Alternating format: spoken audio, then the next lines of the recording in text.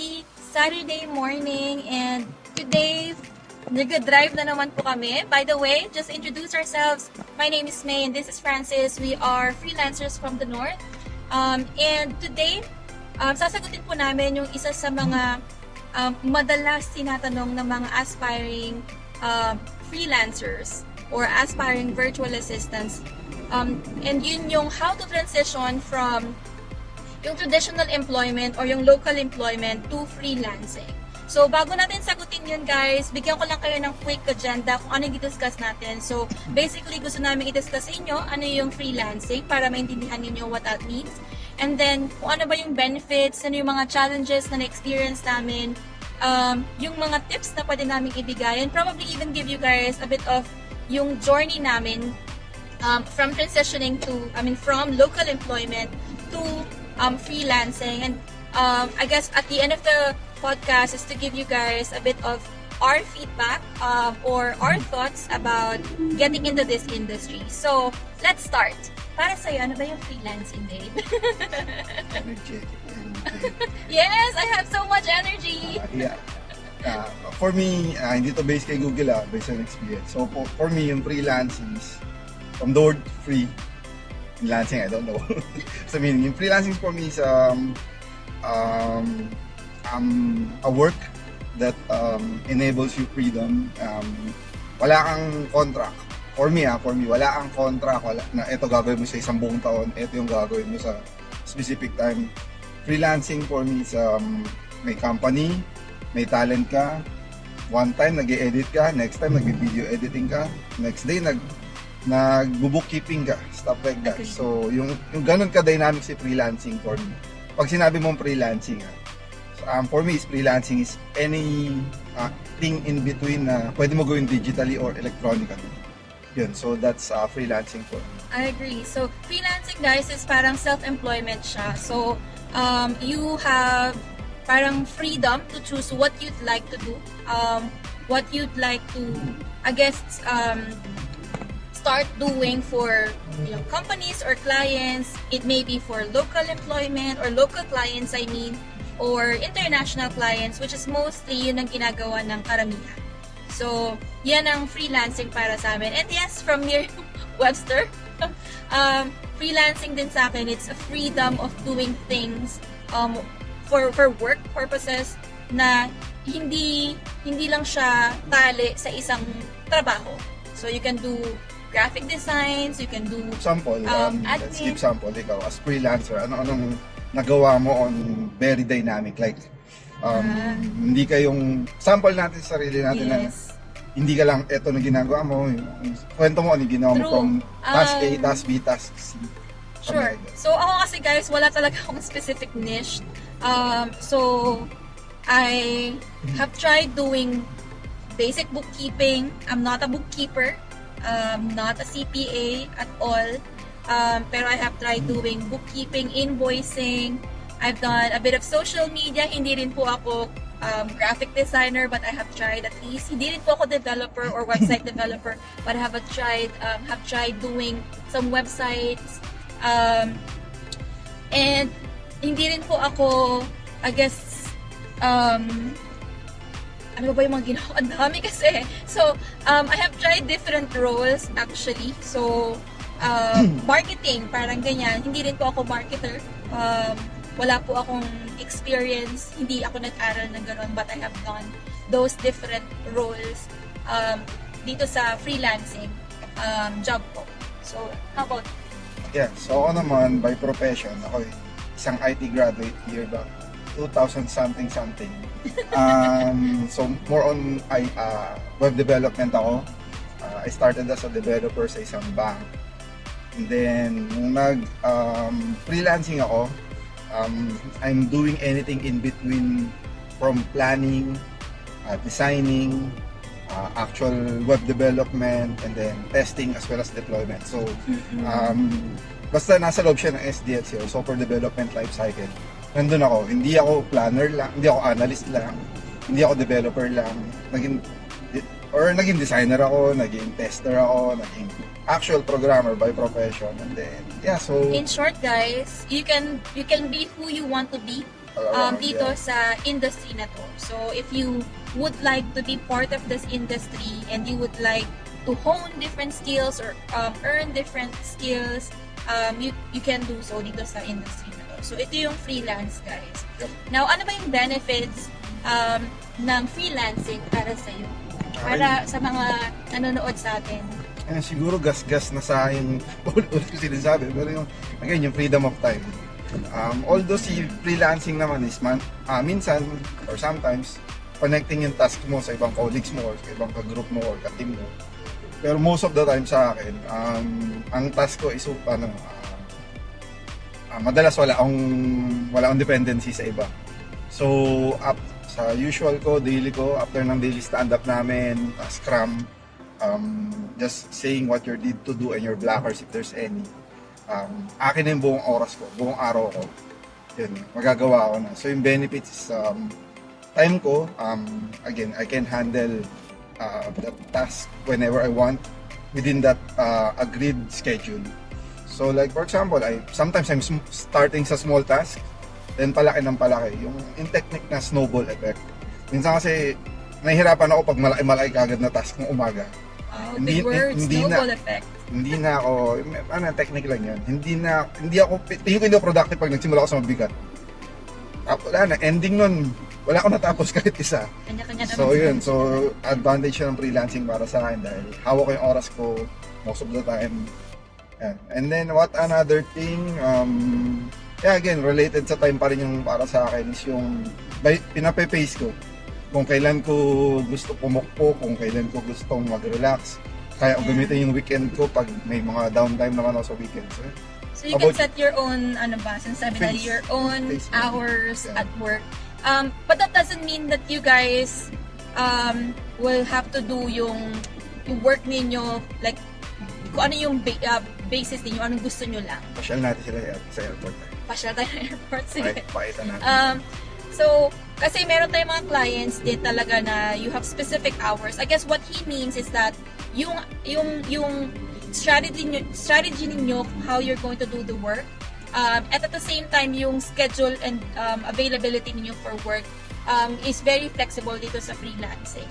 Merong mga clients that they would allow you to work on a not set schedule. Merong clients, meron kayong set schedule, but then you still have your control kung paano mo sisimulan yung trabaho mo. So, which is, I think, it's really, really good kasi meron kang freedom and flexibility sa oras at sa trabaho mo. Sa akin naman, ang pinaka obvious would be yung higher earnings. So, I'm sure nakapanood na kayo ng kung ano-anong video saying that they have been earning this much, 6 digits and all that. It's true, you can. Pero hindi po ako yun. Hindi po ako yun. Marami po kaming kilala na talaga namang pumapalo ng mga ganong amount. But hindi po siya ganon kadali. Of course, pinaghirapan po nila yun. They have taken so much time to learn. Kumbaga aralin talaga, maging adaptive din talaga sa bagong trends. I-upskill nila yung sarili nila for the leverage nga na magkaroon sila ng iba't ibang klaseng skills for them to be able to do different work. Kasi dito sa freelancing, guys, you can do different jobs just like what we have mentioned earlier. So, you can be, say, ako, I can be a bookkeeper if I want to. I can be an admin person. I can be a social media person. So, depende na lang po talaga sa inyo yung diskarte kung paano ninyo gustong kumita dito sa industry na to. But yes, ang laki talaga ng yung laki, sige, may share din ako. Hindi naman outright isang trabaho, isang malaki kaagad si freelancing. Pero yun sa akin, so yun nga, sa 9 to 6 ko, sa freelancing ko, remote work kay SG Company, Singaporean-based company, may sweldo na ako doon. May work dahil dun sa yun nga, 9 to 6 ko. And then after nun, mayroon akong side hustle na web development. So in that way, nung time na yun, sige, i-sweldo reveal natin. Umabot din ako ng mga 150 plus na malinis. Tapos mabait pa si client, binigyan pa ako ng bonus. So may Isa pa yun, malinis. may Malinis time. at kita mo walang tax. although hindi tax. hindi ko sinabi huwag kayo magbayad ng tax. I mean, paano ba? Kumbaga parang you guys have I guess decision of how you're going to spend your money kasi di ba pag local Siguro, employment hindi ko na lang automatic- dineclare lahat ng kinita ko. Pag nagbabayad kami ng tax na on a remote or freelancing dahil may kailala naman kami sa BIR na titipan kami na at least ito yung bayaran mo. So, nakakapasok pa rin kami sa mga legal transactions kasi meron kaming tax documents. Yun lang naman. Yes. Pero bad, hindi ko dineclare. Kasi syempre, masarap pa rin matake home mo yung magamit mo sa mga gusto. Yep. Yun, so, yun nga, in addition to that, pag nag-freelance ka kasi, money-wise, you have to control over it. Pumapasok siya as is, and some employers, nag-provide na sila ng mga other benefits, which is really good. But, mostly, if siguro mga 80-90%, ano pa din, base salary talaga sila. And, compared to traditional employment, you have talaga the capacity to earn more than what you're earning sa local employment. And what's your next benefit na gusto mo i-share? Wala tayo ng airport. Gusto muna sila idaan sa airport. Ihatid namin kayo sa airport, guys. Sa akin ako, yun nga, yung kagaya ng sinabi natin kanina, isang benefit para sa akin is, kasi hindi ko talaga kinonsider yung sarili ko, or I never had parang any chance to think na kaya kong maging bookkeeper, for example, or to do other things aside from what I know na. Kung ano yung napag-aralan ko, etc. Kasi dati ang thinking ko lang, okay, pag nag-nursing ako, magiging nurse ako, malaki ang trabaho ko.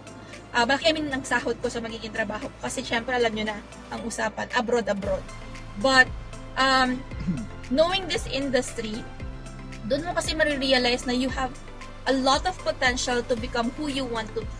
Yun talaga.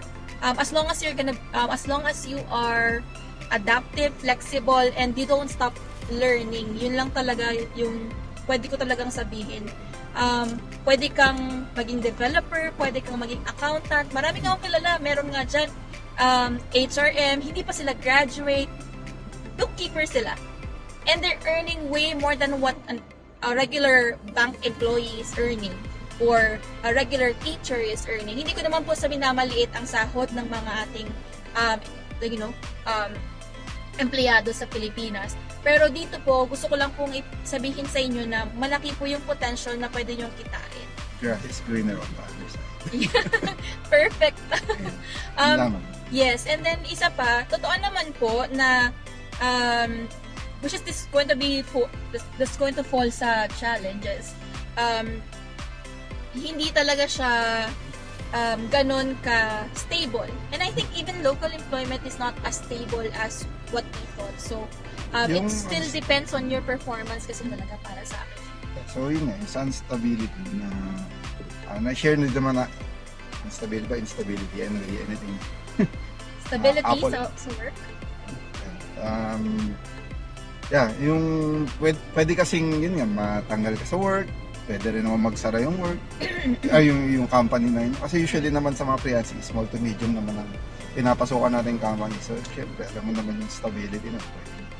One time, nagtitinda sila ng libro. Next time, nagtitinda na sila ng damit. Parang ganun. Ganun sila kabilis magbago. Ganun sila ka-dynamic. Tsaka, isa pa siguro na pwede kong sabihing benefit is,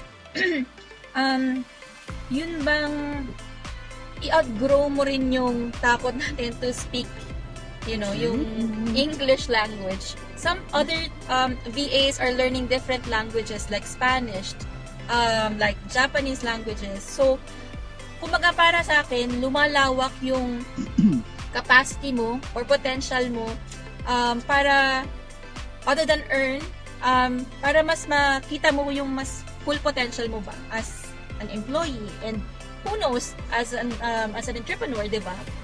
Marami rin po kasi akong mga kilala na they've started as VAs and then eventually have built their own agencies. So, yun talaga, ang laki ng potential. Ikaw ba yun? Hindi ako yun. Marami po akong kilala. Hello dyan sa mga kilala ko na nagtayo na ng agencies. I hope we can have a discussion or like a quick siguro interview with you para ma-share nyo din po kung ano yung tips and mga tricks ninyo and even yung mga challenges na nakita nyo dito sa industry na to. So we can share it to those that are aspiring to be part of this industry. Anyway, moving on. Let's talk about challenges. So, hindi naman po, sinabi po nga po sa inyo kanina, hindi po talaga siya ganun kadali. And hello, dito po tayo ngayon sa Hatid na ito sa airport. Wag naman. Sinasabi nga natin, di ba? Masarap po ang mag-work sa ating bansa. As long as maganda po yung masarap yung airport pag travel. Yes. Pero pag work. Oh, speaking of that, so, since kami po mag-asawa, mahilig din talaga kaming mag-travel. And that's a beauty of being a freelancer kasi kahit saan ka po, you can work. So let's say, I know people, they've been to Japan, they've been to Korea, they've been to different places. Meron nga akong na-interview since I'm also a recruiter, guys, na he has been to 52 places sa Philippines because he's able to work wherever and whenever. And then, meron pa ako na interview na nagpunta na ng New Zealand, nagpunta na ng Australia because they were given opportunity as well to go to those places by their employers. So, ang dami po talagang benefit. Personal na kilala talaga. Yes po. Australia na siya ngayon. Itago na lang natin siya sa pangalang Ana Melissa. Karen na lang. Karen. Anyway. So, those are the benefits. And going back on the challenges, look, there's an airplane. Airplane. Look. Anyway, so Big for the airplane. challenges, ano yung pinaka-big challenge para sa'yo ng freelancing industry? Wow, airplane. Babay muna. Marjorie, babay na sa plane, no? See? Pagod ang bata. Okay. So, yeah. Challenges. Siguro, ang pinaka pumapasok sa isip ko is dahil napakalawak ng freelancing challenges is you will be exposed to different person ng mas maganon kabilis or clients na may iba-ibang character. Yes, culture. So challenge, difference ng culture. Like for example, one time kawork ko Singaporean, and then client namin Malaysian, Indonesian. Indian, Singaporean, and then developer namin is Indonesian.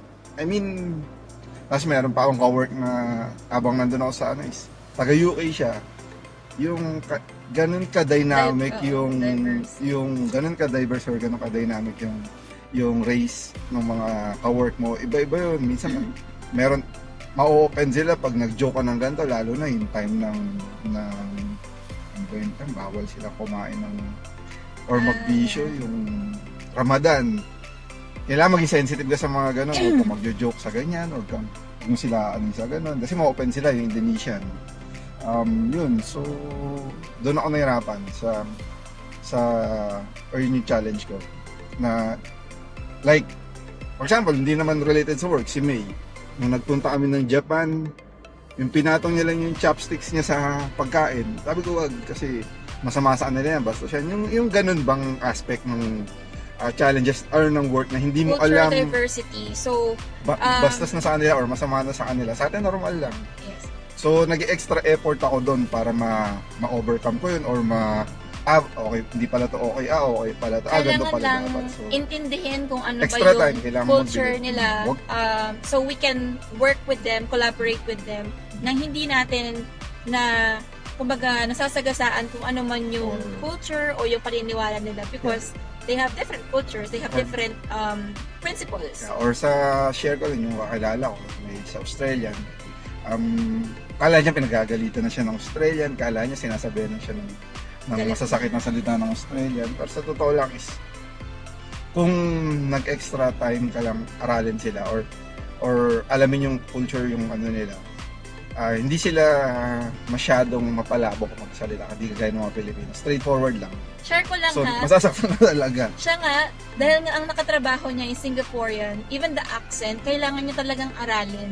So, nanonood siya ng mga news, nanonood siya ng mga kung ano-anong Vlogs, Australian. Oo, nangyayari just to understand kung ano yung culture, ano yung languages nila, accent nila, etc. Para mas maging, kumbaga, healthy para sa kanya yung work niya. Siguro, pasok ko rin doon. Dumapasok naman yung isa pang challenge, yung language barrier, syempre. Iba pa rin talaga yung kausap mo Pilipino, exchange of ideas Filipinos. Yung simpleng medyo, alam mo yun.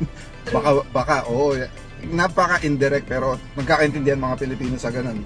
Pero try mo ikwento sa Singaporean na, I think maybe it's because, what are you talking about? It's yes, especially it's kapag yes. meron silang mga, ang tawag dito, lalo sa Australians or New Zealanders, oh my God, sa back ng mind ko, yung mga, for example, McDo, ang term nila is Macca's. Language barrier, yung mga street slang nila. Oo, yung mga slang nila. So, meron talagang mga sleepers, ganun that you have to learn and understand kung ano yun sa kanila. So, mas madali tayo mag-adjust din. Challenges for you. Excuse me. And sa akin naman siguro is, karamihan din sinasabi ng mga nasa industry na to is yung inconsistency sa income. So, yes, gaya po na sinabi natin, malaki po talaga ang potential to earn higher salary or income dito sa freelancing. Pero, hindi rin po siya ganun ka-stable. So, you really have to make sure na if given a chance na magkaroon ka ng higher earning for some time, make sure na you maximize or hindi yung term to, I guess, Gamit mo yung vision to yung oo, yung pera mo. Huwag ka mga one-time millionaire. Oo, wag yung puro gas sa Shopee, Lazada. Huwag kang siya. Sorry. Yun yung natutunan ko, but thank God, kasi may yung mom-in-law ko po, tinuruan niya po ako na, to manage yung money na kinikita kasi nga malaki chance talaga na kumita. And just to share with you guys, in the span of like 18 months, I'm now getting my first property. So, bumili po kami ng 300 square meters na property po. Sobrang takot ko, pero kasi, yun nga, ang laki kasi ng chance mo talagang kumita sa industry na to. And if you're not going to take care of that money, ano lang talaga, tapon lang siya. Kung puro Shopee, puro Lazada, puro Shein kayo dyan guys, nako. Or iPhone. Or, taon-taon it doesn't mean naman that you don't have to like, yung splurge yourself. Kasi, syempre, pinaghihirapan mo yan. Yung iba nga dyan, hindi natutulog. Deserve mo yan, yung iba nga dyan, patagos na sa pader. Diba? Pero, learn to manage your money. Learn to make sure na ginagamit natin yung pera natin sa mas mga importanteng bagay. Financial advocacy lang siguro na kailangan talaga alam mo kung saan pupunta yung pera mo. Meron kang talagang nakalaan para doon. And like expenses wise, para hindi ka sumobra doon. Because hindi naman laging tag-araw, parang sabi nga nila. Minsan tag-ulan din. So, yun yung sa akin, inconsistency of income. But, as long as you are, again, trying, apply ulit. Pag nawala si client, apply ulit. Or kung hindi man nag-apply, mag-aral ka ulit, di ba? Try to learn another skill. Learn the market, learn the trend. Alin ba yung pwede mong aralin na pwede kang kumita ulit ng mas malaki. So, yun. Yun yung isa sa mga challenges and I think suggestions na pwede kong gawin or sa gawin nyo. And siguro yung third sa akin is yung sinasabi nga nilang isolation. So, hindi naman talaga isolated. Marami namang ways kasi, like for example, kami po, pag nafe-feel namin na overwork na kami or nai-stress na kami sa trabaho because, kagaya niya, he has some side hustles, ganyan. We try to draw ourselves from that and then go out. Kagaya ng pagpunta sa coffee shop, pagpunta sa park, because you can do your work wherever and whenever. That's the beauty of it. So, as long as okay yung internet mo and that you will be able to still continue your work. Kasi yun naman din yung importante para sa mga clients natin. Na hindi na-divide yung focus natin while doing something else. Alam niyo yun? So, isa sa mga bagay na I guess masasabi kong challenge, pero maraming bagay din na pwede natin gawin para ma-overcome yung challenge na yun. So, yeah. And Siguro, just to give you a bit of idea, kami guys, kasi galing kami ng corporate. So, siya specifically, nag-work po siya sa bank. For 12 years. And moving or transitioning from Regular local 8 to 5. employment, yes, yung 9 to 5 schedule na yan, to freelancing, what made you decide to do it? Besides sa pandemic na nasabi ko na rin man hundred of times sa mga recent episodes natin, siguro yung ano lang din, I don't mean anything bad o hindi ako appreciative, pero marami ako natutunan dun sa work ko na yun, marami ako naging colleagues na hanggang ngayon kaibigan ko pa rin 100%. Shout out!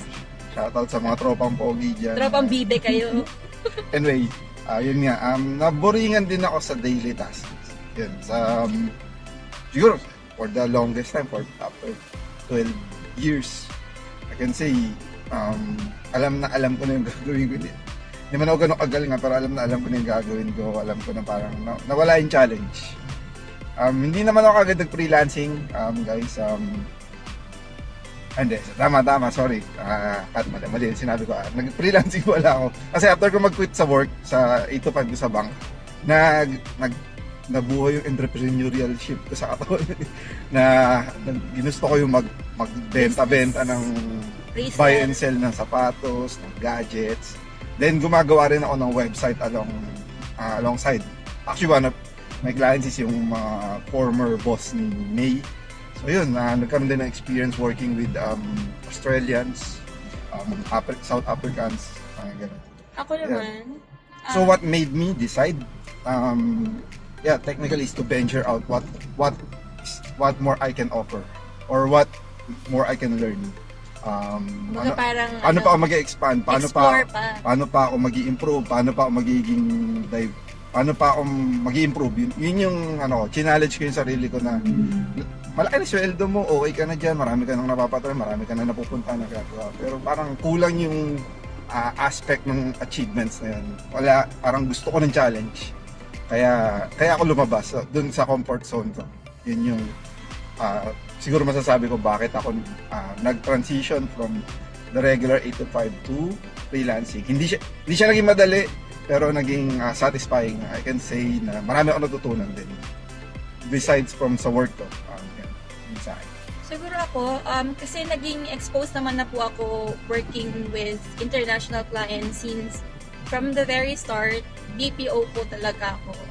Call center agent po ako, nag-work with US, Australian clients, pero doing phone calls, nag-sales, pero parang napagod po kasi yung katawan ko, at naghanap talaga ako ng gusto ko talaga. And ever since talaga, sinasabi ko na to when I was young, ayoko maging nurse, pero gusto ko talaga ng parang clerical work.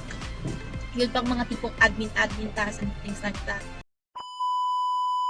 So, sa akin naman po, yung pinaka reason of why I moved and stayed dito sa industry na to as freelancer is yung first is to be able to help, and luckily me doing the freelance work, medyo may mga natulungan na rin po ako. May mga naipasok na rin po ako because I was once an operations manager, I was running a BA firm, and now I'm doing recruitment jobs. So parang ang laki ng opportunity for you to be able to help other people, especially those that have no experience, ganyan. And that's probably also the reason why we're doing this podcast. Yeah. Para po may share sa inyo kung ano yung mga potential ninyong I guess ma-achieve and gawin at the same time para po makapasok dito sa industry. And siguro isa pa po na pwede naming sabihin na reason kung bakit kami talaga nag-transition to freelancing is yung pangarap po namin. Sobrang taas ng pangarap namin mag-asawa na we know na hindi po siya ganun kadali ma-achieve if we're gonna be working locally. Don't get us wrong, we are grateful sa work namin before because we've learned so much from it. But if you are just a rank and file, and even if you try to walk your I guess climb yourself onto the ladder. Kasi siya naman po, na-promote naman po siya ng company nila before for multiple times. Pero, medyo marami lang kaming gustong i-achieve. So, and dito nga po, sinasabi nga natin na you can achieve it in a short period of time as long as you work so hard for it. And that's by learning, investing on yourself, doing some courses, upskilling, learning the trends, the markets, and all those. So, yeah, medyo matraffic po ngayon dito ngayon sa SM Clark. Punuan na naman po ang ating parkingan. So, yeah, that's pretty much the reason why nag-transition kami sa freelancing. Other than, of course, since we're building a family, we wanted to have more time talaga na, while working, meron kaming oras, pamilya namin, may oras kami sa anak namin, and may oras kami to also look at yung business on the side as well. So, yun yung mga reasons po namin. So, ano po ba yung mga tips na pwede namin ibigay sa inyo for those that are eyeing to enter this industry? Ikaw, ano yung pinakaunang-unang mong tip? Sa akin siguro, kung is galing ka na sa work, di ba? Ang tip ko is, stick ka pa rin talaga sa strength mo, kung as much as possible. Meaning, if magaling ka sa web development, siguro mag-change ka ng onda, pero at least nandun ka pa rin sa development, sa software development. Huwag kayong, although hindi ko naman din-discourage, pero ako, para sa akin personally, ang tip ko is magaling ako sa development. Nandun pa rin ako sa range ng development. Magpo-focus. Hindi ako yung bigla na lang magsa-social media, na mag-start ako sa zero. Kasi yun na yung laban mo eh. Yun na yung weapon mo sa freelancing. May alam ka na. Hindi ka na start from scratch. So, utilize mo yun or i-harness mo maigi kung ano yung meron ka na. Para hindi ka na mahirapan. Tama, para yan sa mga may experience na, pero para dun sa mga wala pa pong experience, don't feel pressured, but ang pinakamaganda po ninyong gawin is to really learn and understand kung ano yung specific niche na gusto nyong pasukin. I know people that are trying to check kung ano po yung pwede nilang gawin. Yung iba kino-consider nila agad, dito malaki yung sahod, etc. etc. But hindi ka kasi magtatagal sa isang trabaho if ang focus mo lang is pera. So you have to learn what you like to do. Kasi kung long term to, magtatagal ka. But if you're gonna be doing something just because it's gonna give you more money, para po sa akin hindi po siya pang matagalan. Sabi nga nila, you have to love what you do so that it would love you. Sabi sa akin ng HR dati, kasi maangal din ako sa task ko ng mga younger days ko dahil feeling ko kahit dito ko dapat. Pero sabi nga nung HR namin is yung huwag ka muna makuwenta sa trabaho. If you work hard for it, money will follow naman. Correct. Tama yun. Huwag ka muna, kunyari, sa web development. Kalmahan nyo lang. Nandun ka pala sa junior, huwag ka muna maghanap ng mga senior na sweldo. Yes. Yun lang naman. So, focus ka muna kung saan ka nag-i-enjoy, saan ka magaling, saan ano yung strength mo. Doon ka muna nandun, para sa akin Then, pag nandun ka na sa, sure ka na, marami nang sabi, magaling ka, okay ka, ganyan ka. Then, doon muna habulin yung pera. Or, actually, muna kaya habulin. Magugulat ka na, may mag-o-offer na sa'yo ng ganito, ng ganyan. Yun, so yun yung sa akin. Work muna, give yourself an experience or a reason bakit ka na kailangan bigyan ng mataas na rate, and then i-build mo muna yung sarili mo before you even look at the price o yung mismong rate na sinasabi natin. Kasi susunod naman yung pera na yan as long as you're helping yourself to become better. Yun talaga learn more skills, become more efficient. So, nabasa ko sa comics, kunyari, nag-start ka sa $5 na rate. Kasi, nagdududa pa sa iyo yung client mo hindi ka pa subok Pero pag subok ka na, siguro madali na yung madali ibenta yung sarili natin, yung services natin. I need an increase or rate. Then, Madali nang pag tingin mo talagang mag- ina-undervalue ka, pag umalis ka, maniwala ka sa akin kung talagang asset ka, ika-counter-offer ka. Correct. Ganun Yes, ka. that's very true. Ano yun? Nice. Umuusok. Katakot. Overheat. Saan galing si Kuya para mag-overheat Okay, na yung sorry. sasakyan niya? Anyway, other than that, of course, prepare your workspace. So, unang-una ko talagang sinasabi is to invest talaga sa sarili ninyo before even going to this industry or starting into this industry. Kasi ang hirap din naman na gusto nyo pumasok pero ayaw nyo naman pong mag-invest, ayaw nyo mag-aral, ayaw nyo mag-prepare ng equipment ninyo. So, hindi naman po kayo i-hire ng mga clients if you don't have those prepared. So, make sure na meron tayong available na equipment. Like yung pinaka-basic na lang is yung computer, your headsets, your internet. So, yung mga ganong bagay na yes, it may take us a little bit money as an expense, pero may balik naman po yan. So, yun lang po yung masasabi namin sa inyo. We started using ano ba yun? i3. Bigay pa po ng sister ko yun sa akin when I started doing the freelance work. And luckily ngayon, I can already provide. So, I can set up na yung station ko.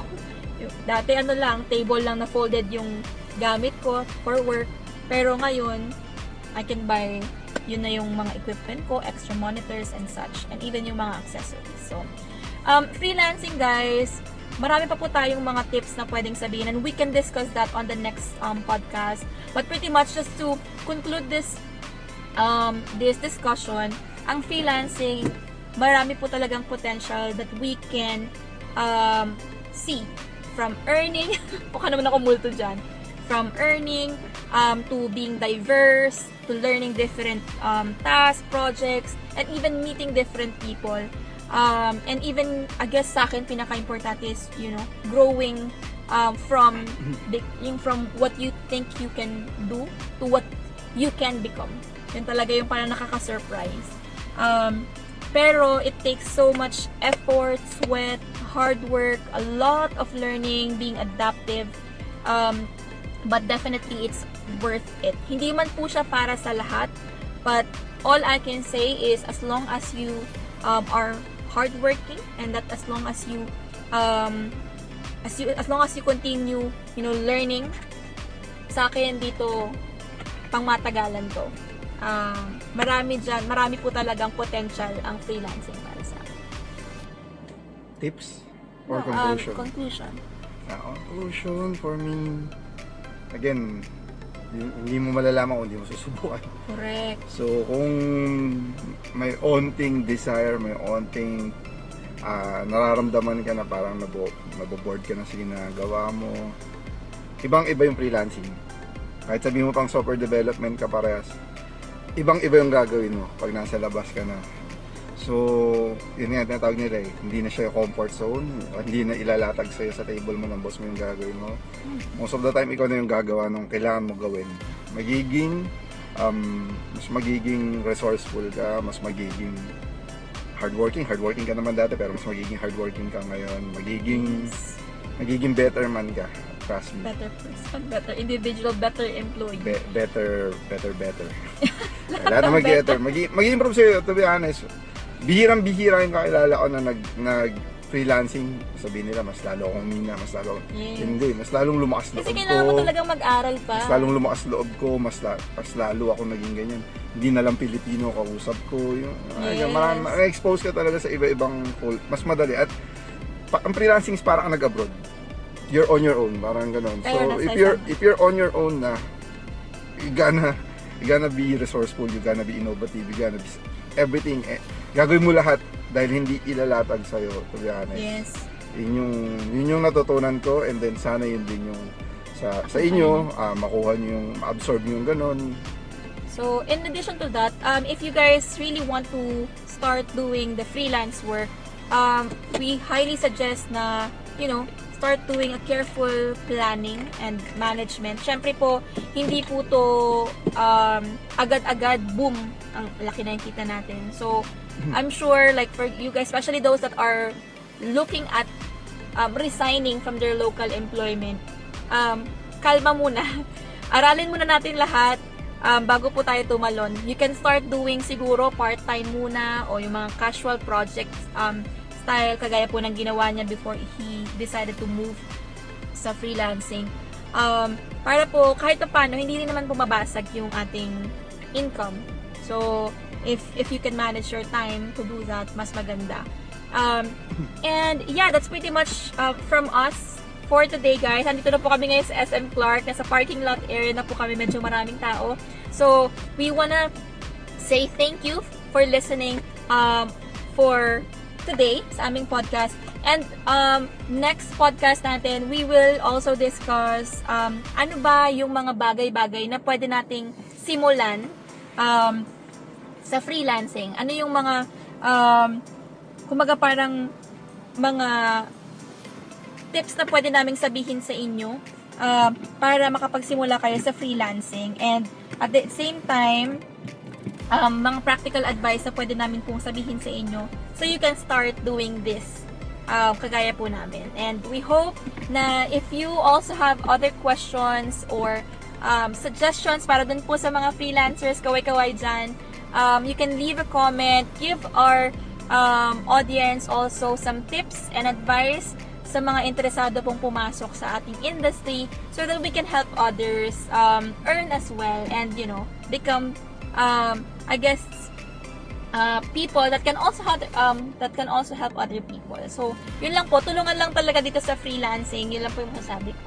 And thank you so much guys for watching. I hope you like and subscribe and we'll see you on the next podcast. Bye guys. Super energetic. Hindi ka tumambling. Stop recording.